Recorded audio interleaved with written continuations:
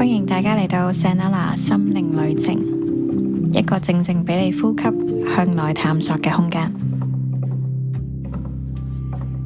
Hello， 各位媽媽，今日我哋嚟一個心靈嘅大掃除，等一個輕柔嘅風可以吹走你啲沉重嘅必須同埋應該。由我哋成為媽媽嗰一刻開始，係咪就係好似有一個無形嘅風喺度吹住我哋啊？嗰陣風就不斷咁同我哋講，媽媽應該係要咁樣噶，媽媽必須係咁樣噶。呢一啲嘅聲音可能會嚟自一啲我哋睇過嘅育兒書，或者一啲網絡上好完美形象嘅媽媽，又或者係我哋自己對自己好高嘅要求所造成嘅。咁有冇其中一刻突然間覺得呢啲應該好攰啊？呢啲必須係咪真係要咁樣做㗎？我真係要做到自己咁完美咩？尤其是 BB 啱啱出世嗰時候，作為新手媽媽，每一日夜晚都總會有一啲情緒崩潰嘅時間，甚至會喊添，覺得自己做得唔好，懷疑自己係咪仲未有資格做到媽媽。可能係自己煲唔到一餐奶啦，又或者BB 食完嘢之後，掃風掃得唔好，最後嘔咗出嚟啦。當佢突然間有一餐食少咗嘅時候，佢係咪唔舒服啊？佢夠唔夠飽㗎？會冇營養㗎喎，會長唔高㗎喎。呢啲種種嘅情況，有機會令到自己懷疑自己，到底我夠唔夠資格做媽媽㗎？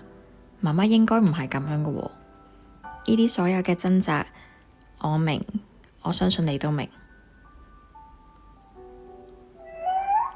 但係各位媽媽，冇人係完美嘅，包括媽媽。你有冇聽過呢句說話？不完美嘅媽媽反而可以更加培養到一個真實有彈性嘅小朋友。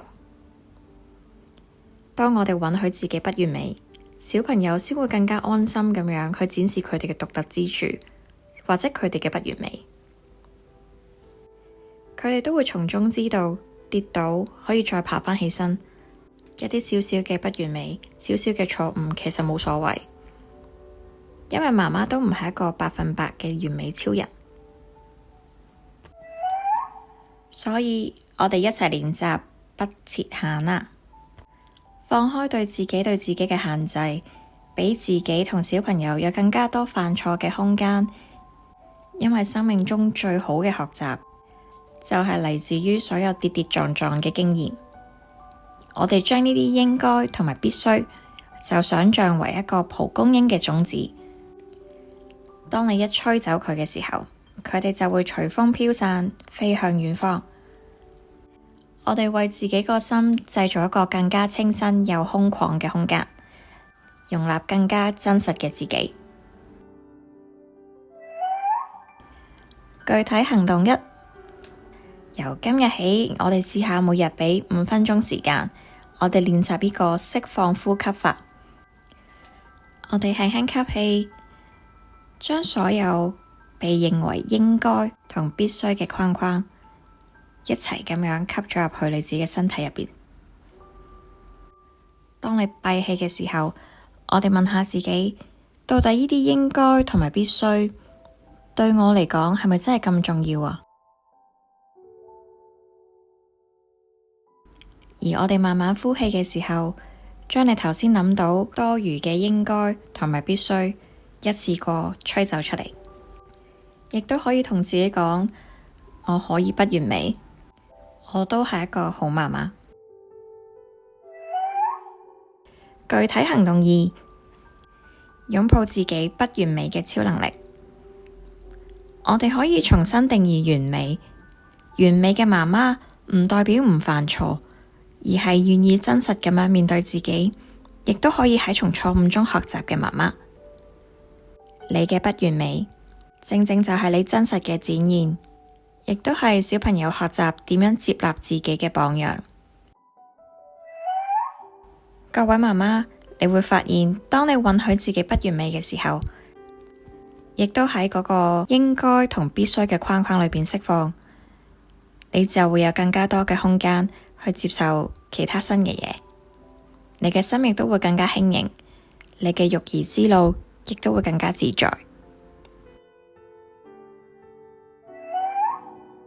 一個唔完美嘅媽媽，反而可以培養出最真實、有彈性同埋識得自我接納嘅小朋友，因為你教識佢哋，生命嘅價值唔在於外在嘅標準，而係在於內在嘅真實同愛。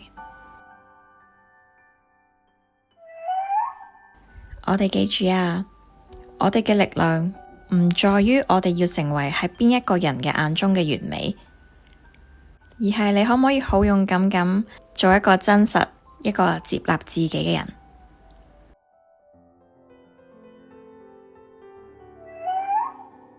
呢度又去到尾聲啦，我又想邀請大家一齊諗下以下嘅問題，令到你最有壓力嘅應該或者必須係啲咩嚟㗎？你又點樣將呢啲嘢變成一陣風咁樣吹走佢呢？可以留言話畀我聽，分享你嘅故事啊！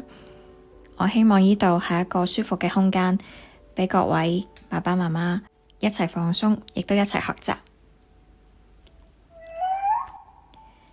記住啊，嗰啲應該同埋必須嘅框框都會變成一個你自己畀自己嘅壓力。希望你可以喺呢個框框裏邊學識點樣取捨同釋放。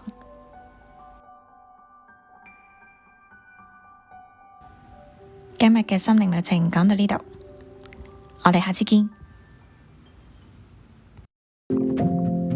歡迎加入 Sanola，等我哋一齊靜靜呼吸，溫柔同行。